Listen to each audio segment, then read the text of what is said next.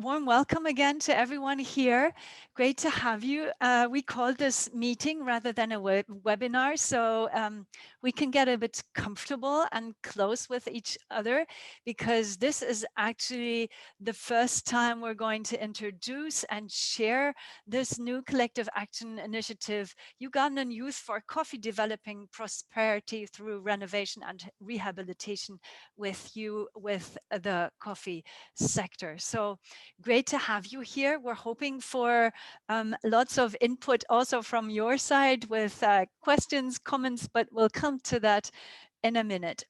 So in order to make this interesting and meaningful, we have invited some important speakers.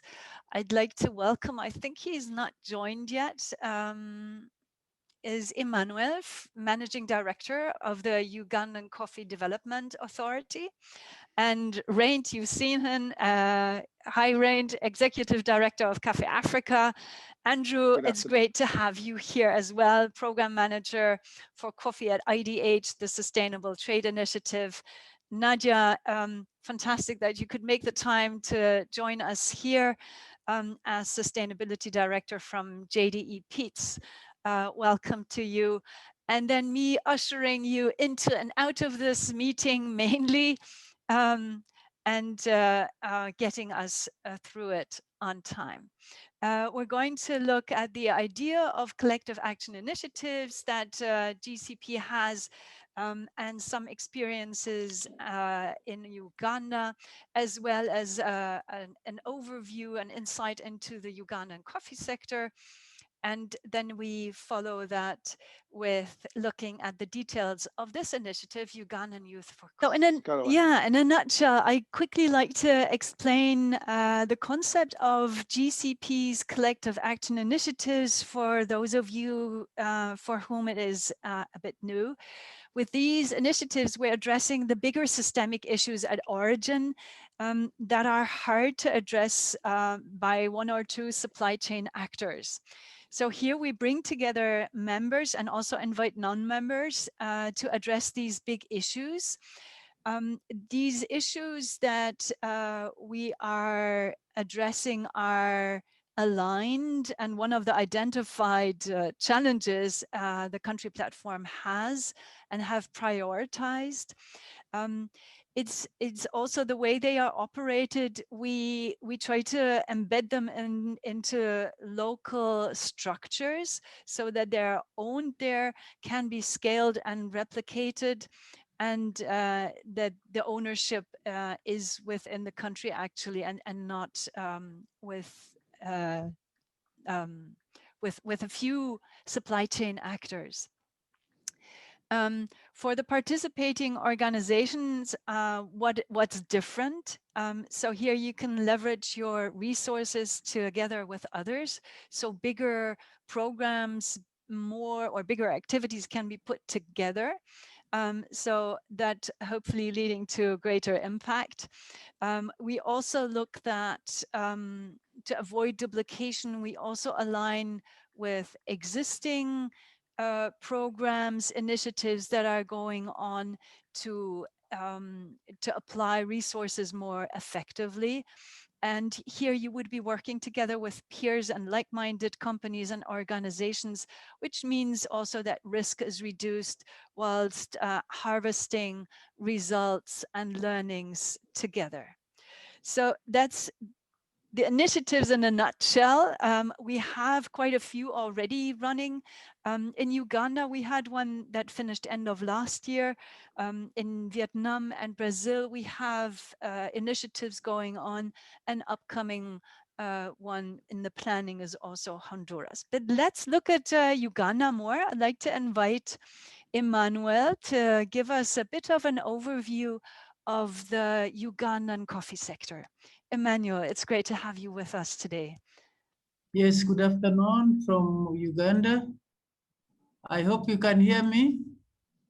Yes, we can hear you very well.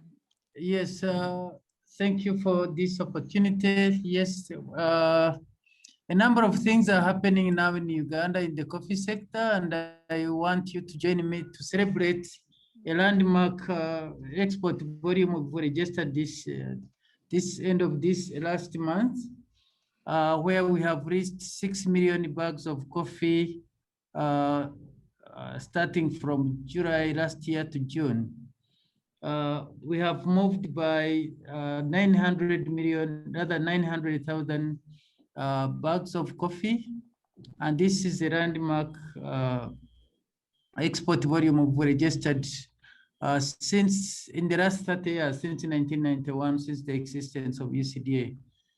So we, of course, we owe this to the working with the farmers, with the partners, with also the district local governments. But overall, we have seen also a lot of interest by the farmers. By now, not this, the peasants, so to say, but more commercial and business-like farmers are joining. And we believe looking at coffee as a business in Uganda is going to make much more transformative impact on the households, but also overall the economy. We still have, of course, many challenges in the coffee sector. One is the raw productivity per tree. We still have, this is largely because of the old coffee trees. We have a big stock of old coffee trees, which requires rehabilitation. And just to give you a snapshot of what we've been going through, coffee itself is among the 12 prioritized commodities in the National Development Plan and the agro-industrialization program, which is going to be implemented in the next 5 years. And one of the interventions there is the coffee rehabilitation and renovation. A recent study commissioned by UCDA was to assess the willingness of the farmers to rehabilitate their old coffee trees. And the survey was conducted in last year in 16 districts, spreading around over the whole country. The majority of the coffee trees we found there about 115, which was 53% of the estimated 220 old coffee trees, which are above 8 years and above. About 35% of the old coffee of the trees were about 3 to 7 years old, because UCDA has been spearheading the replanting program since 2014-15, and therefore we have about 100 million younger coffee trees between 3 and 7 years, while 14% of the trees are below 3 years. And therefore, the dominance of the old coffee trees implies declining productivity, and hence informing UCDA to start planning for coffee rehabilitation measures. And as much as possible, we have also been providing organic fertilizers to demonstrate to the farmers that when you apply fertilizer on young stamped coffee trees, then the productivity increases. We are therefore looking at 50% of the old coffee trees, which are 8 years and above, whose yields are low, to be rehabilitated through stamping. This is where we need a partnership with many development agencies through communication, sensitization, but also demonstration. And also bringing in the youth, which can be an exercise to offer jobs to the youth who are involved in the stamping, but also applying the good agriculture practices, learning demonstrations like the fertilizer applications and the pesticide applications. This will help to continue to increase the productivity so that farmers can increase their productivity per tree, productivity per the land available for production. But overall, it is also going to contribute to the achievement of the 20 million bags target, which were set in 2017. We are looking at that target to be achieved by 2030.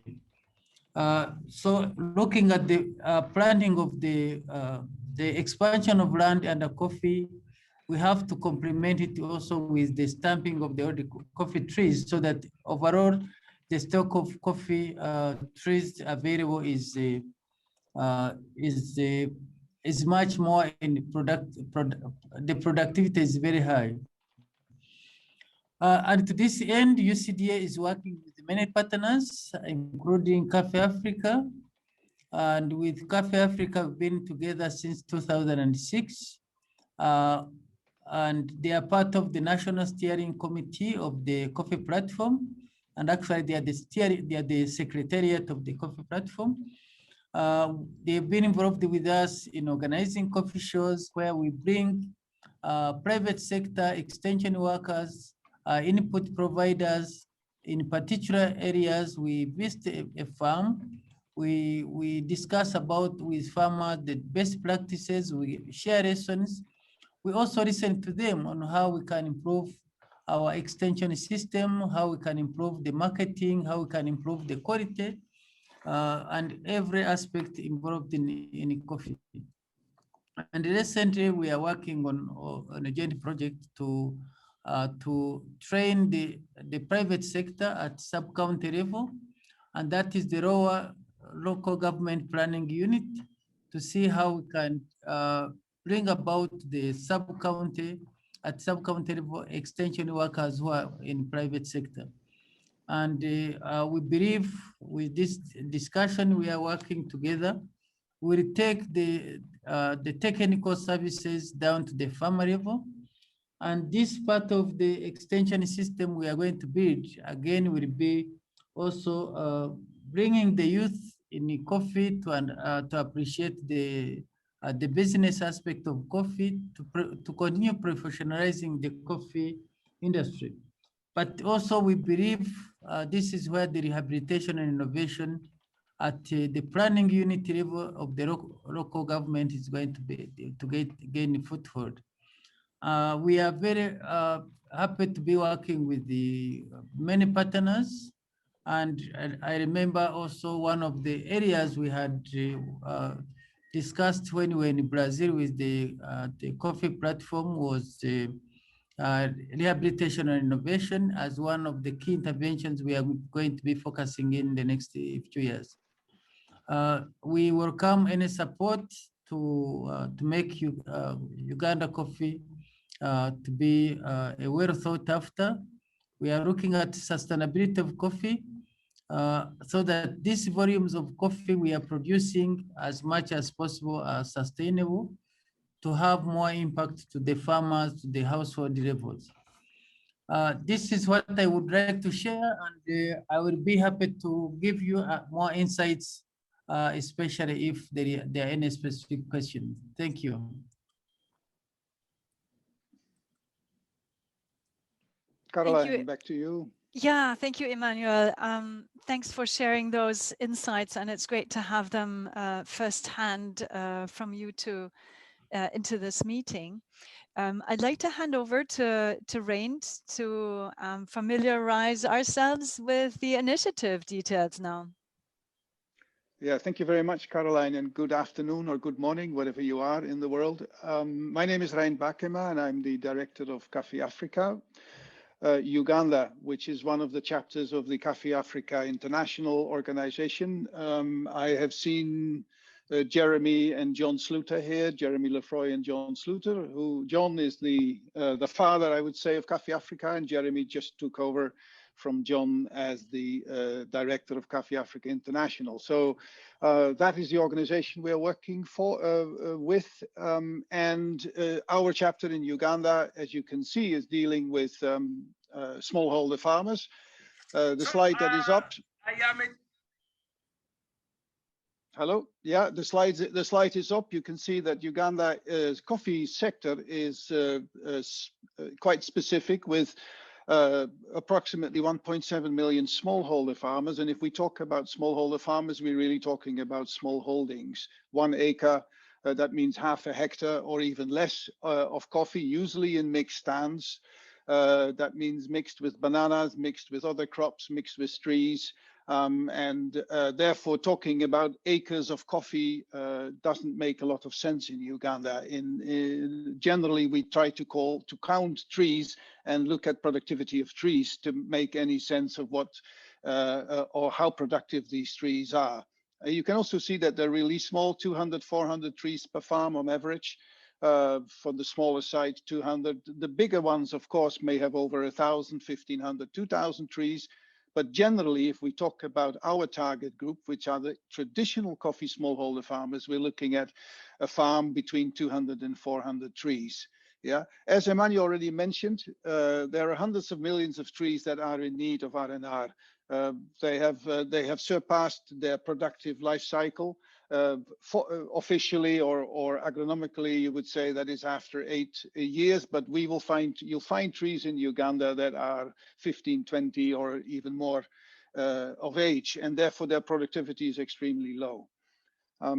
Now, that has been earmarked already for a long time. As Emmanuel also mentioned, it is the renovation, rehabilitation, rejuvenation of these trees is really centered to the coffee roadmap and to achieving the target of 20 million bags of coffee export by 2030. Coffee Africa has been involved, not only, but Coffee Africa in particular has been involved to look at the extension system in Uganda. There is a large underservice of coffee farmers, or generally in the agriculture sector of extension, and the reason is that the number of extension workers are 1 to 1,800 per farmer. And obviously, you can imagine that one extension worker on a bicycle or a motorbike cannot service properly 1,800 farmers. So we do have an underservice, and our question was, how can we actually do something about this? And there, the idea of private coffee service providers came up several years ago. Coffee Africa started in 2013-14 to build a extension package that could be used by any program that wants to do coffee extension. And from that, we started to training in the district agricultural offices, and we started to train private coffee service providers, whom we called then community coffee facilitators. After that, after we had completed the training, we said, okay, let's try and mobilize these people to get them delivering coffee extension services to farmers. And in the last 3-4 years, with support from JDE Peats and IDH, we managed to engage these private coffee service providers in 6 districts to reach out to about 51,000 farmers with a 1-year training program, which runs through the training materials that we had built in the previous years. Now, that program was actually quite exciting in the way that we managed to link the private coffee service providers to the district extension service. So we facilitated the agricultural officers at sub-county level to go down and help and supervise these private coffee service providers in delivering training services to farmers. It was done in farmer groups, but last year during the COVID period, these trainings became more and more individual as well. And out of that program that we completed in December last year, we took some very interesting lessons. One point that you see at the slide that's up now is the stepwise recovery of old trees. And the stepwise is actually not invented by us, it's invented, I'm not sure whether the word invention is right, but it has been promoted very much and researched by IITA in Uganda. And it kind of proves that what you need to do in order to get traditional farmers up into an improved or modernization of their farms, you take them through a number of steps. And the first step in coffee is simply the pruning, stumping, desuckering, and weeding. Very simple activities. Well, simple, I wouldn't call them from an agronomic point of view, because in each of those steps, you need to have some agricultural knowledge and you need to understand your coffee tree. But they're simple in that they require very little investments. So what we've seen is that if you do that, the first step in the recovery process, pruning, stumping, desuckering, and weeding, and you could do a little bit of fertilization, preferably you start with manure, maybe something that's on the farm. You mulch your coffee trees properly. You can quickly get the poor yielding trees. And if I'm talking about poor yielding trees, I'm looking at 250 grams of coffee, fair average quality coffee per tree. You can quickly boost that up to 500-600 grams per tree. So that means a doubling of the poor performing trees by just doing those 4 or 5 simple activities in the trees. Now, we all know. This is Caroline. Yes. Fantastic. Can we, I'm so curious to learn more about the initiative. So maybe we can brush along swiftly. Okay, so the big lesson that we've learned at the step 1 is indeed having a big impact on yield. On the second thing is that that translates rather quickly into farm income and coffee exports. It doesn't translate in the Uganda context immediately to a living wage from coffee. And as you can see, these farmers are also getting income from other activities and other crops. Yeah. The second thing that we learned from that initiative is that young private coffee service providers, the ones that we trained, as I explained, have proven to be successful in this type of work. They like it. They get interest. They get a reputation in the villages for doing this.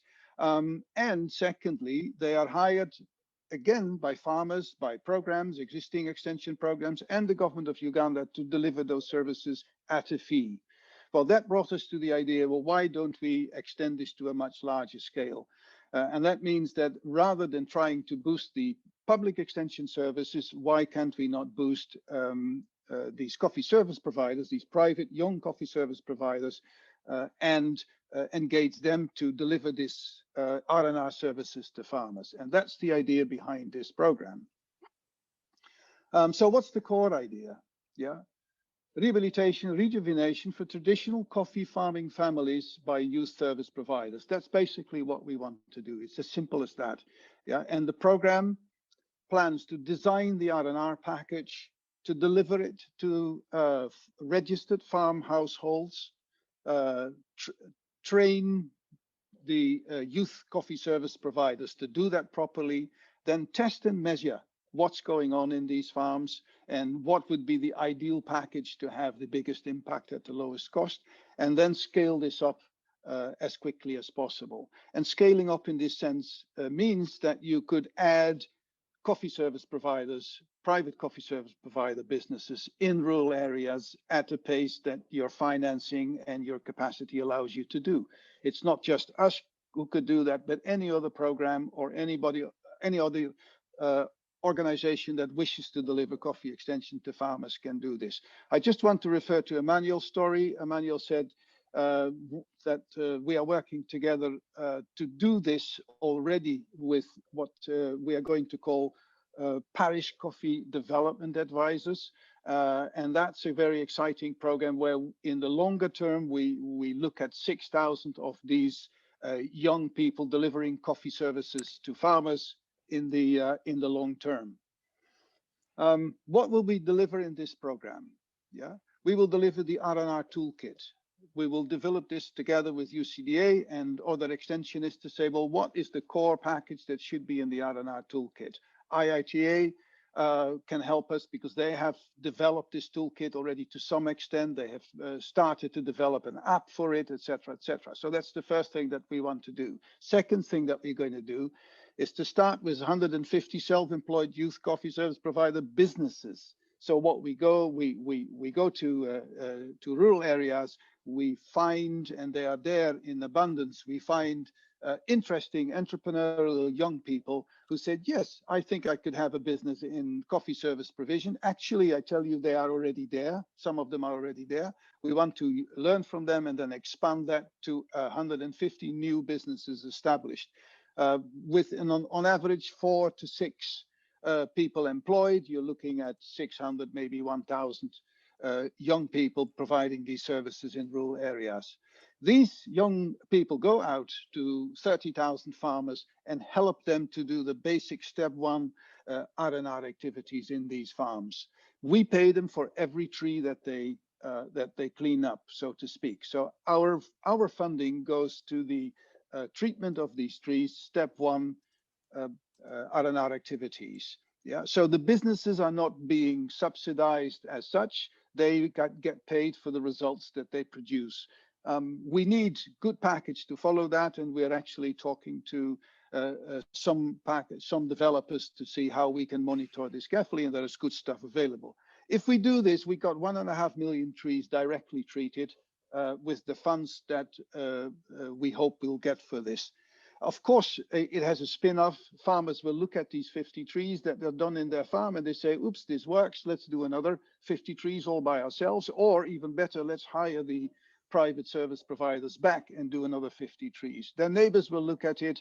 And at some point, we will have a self-sustaining system where this is going to continue to be happening.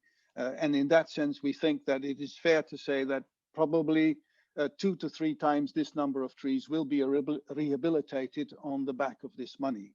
Yeah, of course, for us to know how well this works and how we can learn and scale up the system, we will run alongside these actual practical activities. We'll run a research component in which we clearly and closely monitor how are the trees responding, which trees respond better to what type of treatment, what impact does it have on farmer income, on production farmer income, and the copying of this to other areas. So that research component is an integral part of this initiative. What will it do if we manage to get this all done? We will have created gender and youth employment.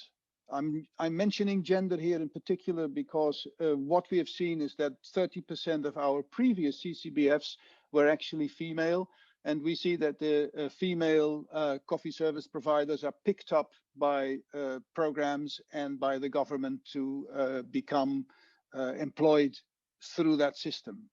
Yeah, we have, of course, and a positive impact on coffee tree yield and coffee production, both at farmer level, and of course that will translate into exports from coffee out of Uganda.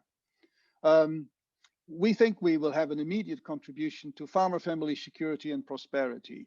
We don't want to restrict ourselves purely to coffee. Of course, as I said, coffee is grown in mixed stands, so we will look at a broader view on the entire field and what's going on and the cropping system and how we can optimize coffee into that cropping system so that we build resilience in these farming families. We will build a knowledge and practice base on how R&R can be effectively and affordably rolled out in Uganda. And at the end of the day, we will have farms optimizing for making a living income out of their activities. So how long are we going to take to get this far?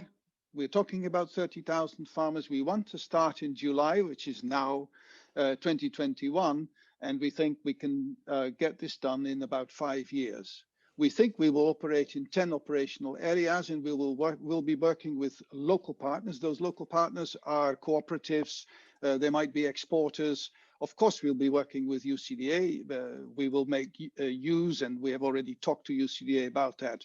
If, for instance, we are going to do gap filling, seedlings provision, the UCDA has a network of coffee extension workers that we will work with.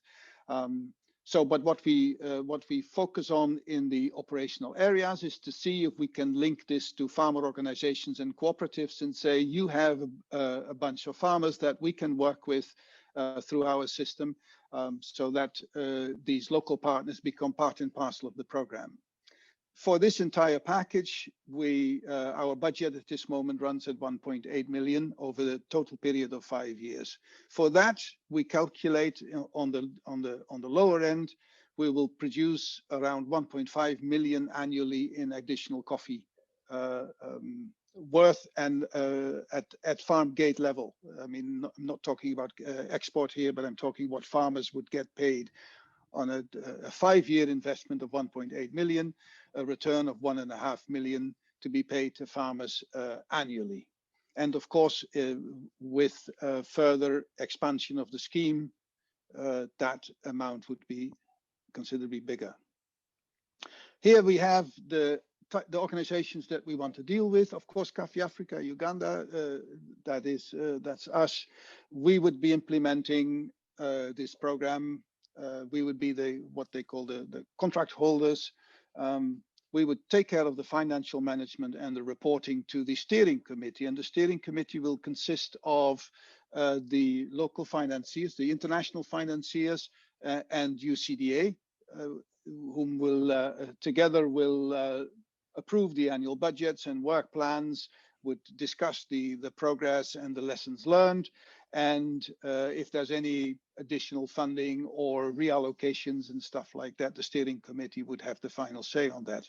As I mentioned, the Uganda Coffee Development Authority plays a role in this. I would like to also mention the fact that there is a clear link to the other program that Emmanuel was just mentioning, the PCDA program, because we think that some of the PCDAs could actually be the same persons that we are planning to target in this program. And of course, the Global Coffee Platform works on the international exposure and the promotion, membership management, and is really a great platform to get this internationally in the footlight. I can't be faster than that, Caroline. I hope I didn't take too much time. Well, let's, yeah, fantastic. Thanks for giving us insights into what exactly the initiative is trying to achieve. And with that, I'd like to call on two members, that is JDE Pete's Nadia and IDH, the Sustainable Trader Initiative, Andrew, because you have experience already with initiatives in the past. And I also like to learn what you think about this one. I know, Nadia, that you have to hop off this call soon. So may I call on you first, ladies first, and invite you to share a few insights from your side. So yeah, as Reint mentioned, we were part of that previous phase of the TICS project that we called towards integrated coffee extension services. I'll give you some stats. We reached at the end of the program over 51,000 farmers. And what we found particularly innovative about this was we wanted to test the feasibility of incorporating a public-private extension system to the existing infrastructure in the country. So we were using these CCBFs, the coffee community facilitators, to deliver this last mile of training. And Reint has mentioned that. What was really important is that whatever we were doing and what is going to be done in the next phase that is being proposed is that it is aligned with the government policies and the Uganda Coffee Development Authority roadmap. So Emmanuel has spoken about it. I have a visitor. So this alignment is really important. It's really crucial. Uganda has a clear strategy to reach those 20 million bags, and it's really exciting to see that this has happened in the last harvest. The other thing that I think was beneficial is the robust M&E system that we had in the previous project. So from the beginning of the project, from the baseline right up until the end, there was a clear data system of recording farmer registration, attendance, adoption rates. Interesting, I think, Reint, you referred to that. At the end of this program, there was this independent assessment that was done, and the top 5 adoptions, practices that farmers adopted were basic R&R interventions, which just confirms that there is an appetite for this in coffee extension work. Yeah, thank you, Nadia. Great learnings, and it's good to hear that this initiative is building on these learnings, which is good to have that experience already. Thank you, Nadia, for joining and sharing that with us. I'd like to invite Andrew to share a few experiences, maybe expectations for this initiative as well. Yeah, thank you, Caroline. Thank you all. Good afternoon from Uganda.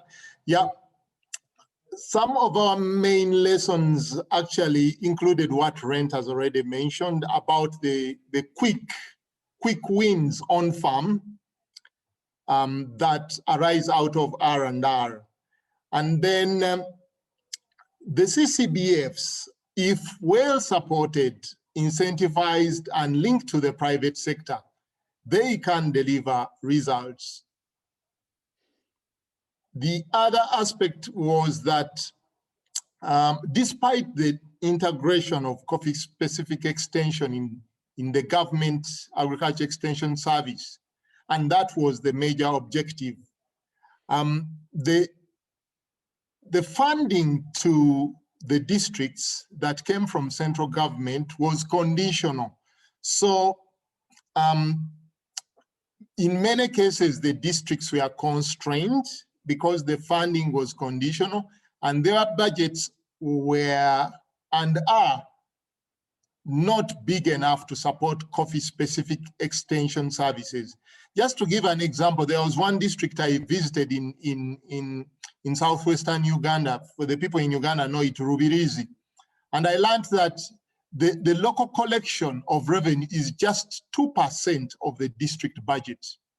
Now, even though you have the appetite to support coffee with 2% of your budget being your local revenue, you can't do that. And the government funding is conditional. So that was a major lesson that we need to take into account. Then lastly, the economics of good agricultural practices, including R&R, need to be taken into consideration as we justify farmer investment. Now, as IDH, we expect a few things from this initiative. One, alignment with the IDH 2021 to 2025 impact strategy around better income for farmers. By better income, I mean more income, stable income, and equitable income. Then the relationship between the initiative and reducing the living income gap for coffee farmers, as well as diversification. For instance, we are thinking that can the initiative consider extending services? Can the youth service providers consider extending services to the other complementary crops that coffee farmers are growing? Otherwise, in any case, their farming systems are diversified, and those other crops also complement coffee growing. And these service providers are trainable anyway. So basically looking at the farm as an entire ecosystem, and that requires a package of services for the entire farm. Then two, we need a robust integration of measurement of farm income and the reduction of the living income gap for coffee farmers. We need to monitor that. What does R&R contribute on the gap reduction, and convening stakeholders around R&R regarding living income? Then lastly, we would be happier if we have more partners investing in this initiative. In addition to IDH, JDE, UCDA, and any other partners, we would be happy having more partners investing in this initiative in Uganda. Thank you. Thank you, Andrew. Thank you for sharing your insights and also expectations. Maybe one thing I can say to this, so we have, which is great news, two organizations, JDE Peats and IDH, who are very keen to see this initiative being taken forward. So we as GCP and Cafe Africa will of course be continuing to inform about this initiative and promote it to encourage more partners, organizations, members to join. So that will continuously happen. We are now, from what I remember, are moving on to questions and answers. Thank you, Raint. We have, I saw a comment and a question. So maybe I start with the first question, Raint, which asks, how will you select the youth groups? Maybe you can share a few insights on that. It's that's an interesting question. We have found that there are we're actually not looking at youth groups per se. We're looking at entrepreneurial young people, and we have seen under the previous program that these people present themselves very quickly and easily if you provide an opportunity through the parish or the sub-county system. This kind of people are really easy to find. So we're looking for entrepreneurial youth, and we'll offer them that opportunity and say, well, could you put or would you be interested to put a business together around this topic? Now, I also want to mention that some of these businesses already exist, and we have some models on how this could work and not work. What kind of minimum requirements are there for these young people to do this? So we think that there are ample people available. Our experiences from the CBFs is that they present themselves very quickly when word goes round. Secondly or thirdly, if we work with local partners, we would also allow local partners, and I'm talking again about farmer organizations and cooperatives, to say, well, we have young people in our neighborhood dealing with farmers, and we would like them to go through this this training and start delivering these services to our farmers. So we have several sources to do this, and to not necessarily select, but open it up for as many, well, entrepreneurial young people that are available. Again, thirdly, what we haven't really mentioned is that we Raint, also keep it short. We want to hear yes. a few more other people. I'm sorry. Okay, sorry about that. I warned you if you keep Yeah, I know. difficult to stop. You have a lot of knowledge, which is great. The last point I want to make is that around this R&R initiative, we will also have a promotional activity in the districts, making use of local radios, newspapers, and things like. Okay, that was great. short. Thanks. I hope that answers the question. There's a comment also here saying this is a vital program for farmers' income, sustainable agriculture, employment of young people, food security, Ugandan export earnings, improved quality of coffee. So that sums it really up. There's a lot in there. Let me go down. There was more here.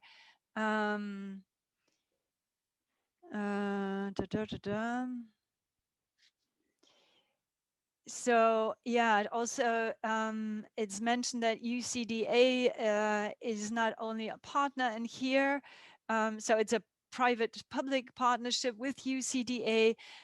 They also contribute staff time to this and in the districts, and with salaries and transport at district level, agronomists who also provide support on that level. Yeah, so thank you for reminding us on the contribution of UCDA, which is very valuable and helpful to move this forward. There is another question here, which says, going back to the potential extending the services, is there also the opportunity to use the approach to benchmark aspects of production at the individual producer level to demonstrate ways in which the baseline can be raised, identifying and then sharing best practices? I think, Rein, you've mentioned that also, that you will be monitoring that to understand the best practices and the improvement as well. Yeah, so that best practices then can be shared with the sector, and that's the essence of a collective action initiative, that it's shared with the sector so it can be replicated by other farmers.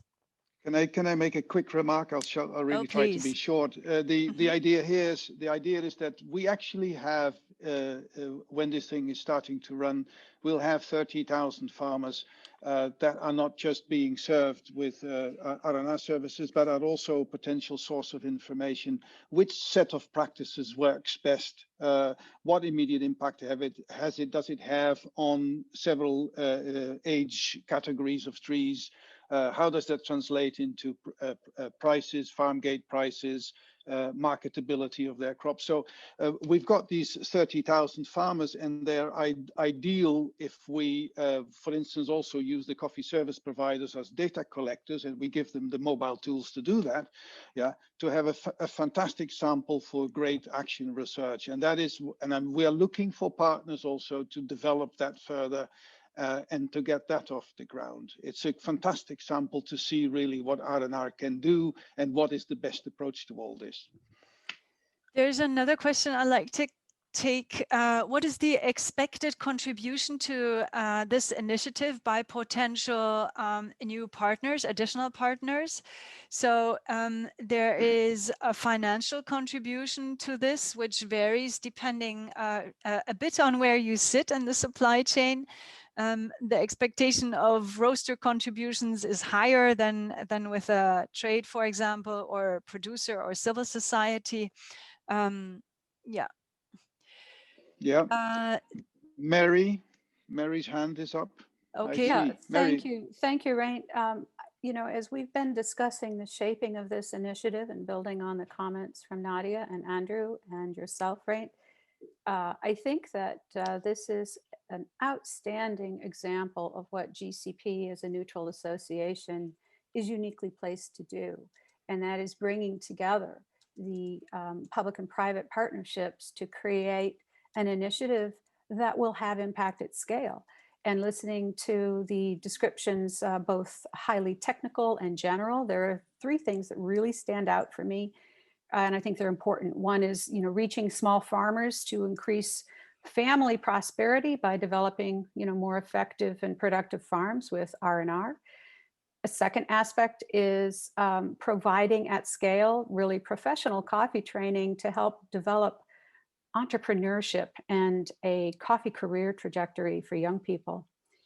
And a third thing that really stands out is this initiative is going to provide opportunities for both young men and young women to participate and grow, and, you know, grooming the next generation of effective, competent, and knowledgeable coffee professionals in Uganda.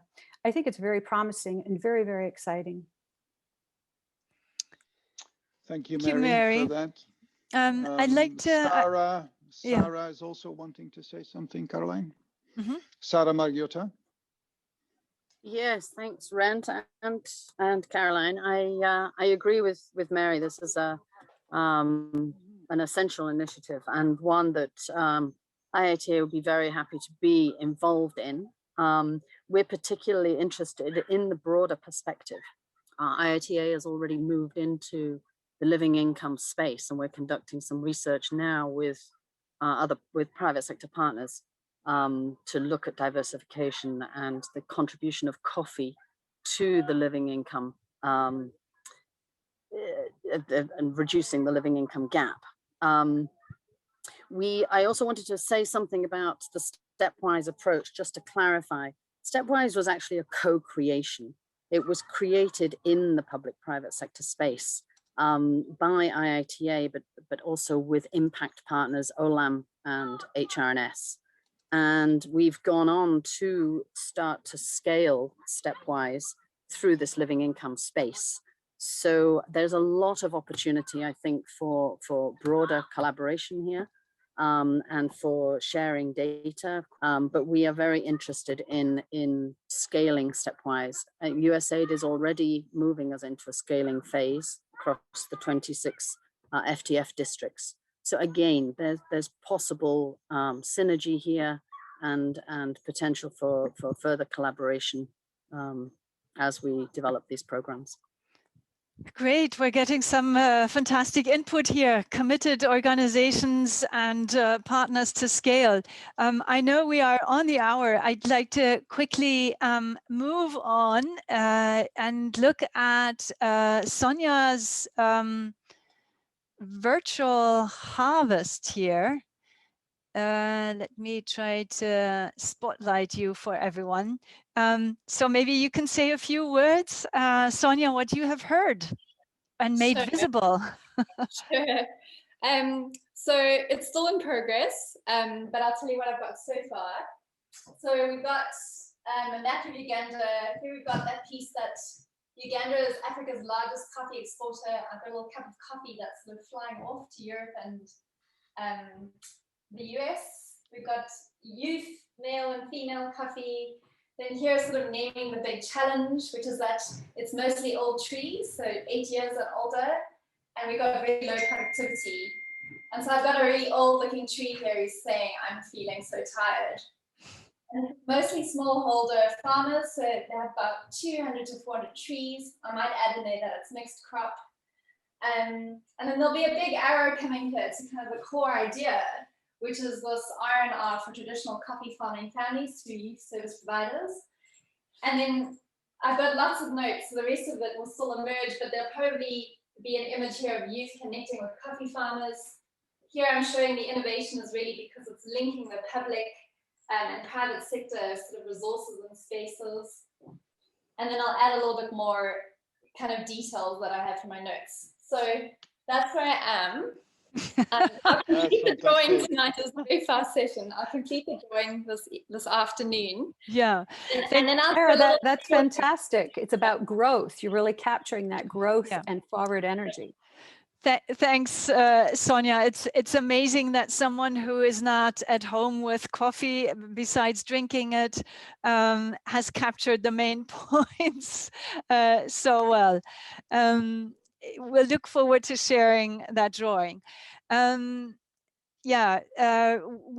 finish off this presentation with, I think we'll skip this one. There are many reasons why to join here, but Rein, please take us through the final steps on how to. Yes, I'd gladly do so. Why? Where are we at this moment? That is practically maybe the question, and what could be your role as? And I'm talking to everybody who's in the call. That is international, global roasters, retailers, exporters, traders. What are the possibilities of joining? First, the timeline. As I mentioned earlier, we're looking at July 2020. We looked at July 2021 to start, and we still want to get this up and running. We need about half a year to do all the preparatory work, which is making the training materials, getting the local partnerships in order, launching the program, etc. And then we will really think that from next year, it says August, from January next year, we will start training and we'll start rolling the program out. Now, how can you join this? We think, and we've heard already some examples of that, you can always contribute with ideas and experiences. And we are still open for many more ideas and experiences. And you could contact us. You see the contacts down there. If you say, well, we've done something like this, or we have training materials, or we have whatever local partners whom we want to encourage to join this, please do so. The second, and at this moment also crucial thing, is that you can commit funding. As I said, the total budget is 1.8 million for the 5 years, which is, let's say, 4.5 million per year. Sorry, 450,000 per year. And we really need to get, if we start making the materials that I talked about, we really need to start getting some money coming in. So please, you can commit funding. Again, there's Caroline's email below, and we will work that out in the form of a contract and all the other arrangements that you saw earlier. Yeah, as I mentioned already, if you are international, if Uganda is one of your supplying countries, you can talk to your exporters and say, watch out, this is an interesting thing that's going on. We are putting in some money. Why are you not putting in your staff, your farmers to work on this? Now, I'm sorry, I just see that August 2021 oh no, that's still correct for the contracts and start the preparatory phase. And then in January 2022, we will start the training program, the recruitment of the youth service providers, the training program, and the rollout to the farmers. So that's the plan that we have, and we have a team of 8 people ready to roll, and we're really waiting for some commitments from all of you and more to get this off the ground. Yeah, so please get in touch with us if you're interested, if you have more questions, if you'd like to understand more details. We have heard there are some very interested organizations already looking for more partners to join to make this initiative happen. Yeah, please get in touch. We can set up bilateral calls, share the details of a proposal with you. If you're interested, please be invited. Which leaves me to say, I'm sorry, we've run a bit over time, 6 minutes here, to say thank you for everyone who stayed on to the last minute. And a special thanks also to Emmanuel, who came in to share insights into the Ugandan coffee sector, and Nadia from JDE Peats and Andrew from IDH to also share their experience from previous initiatives giving us a positive thrust for this one.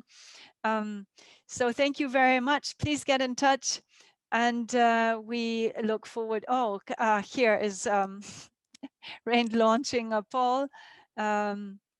So if you still have time, then you can. I'll leave it.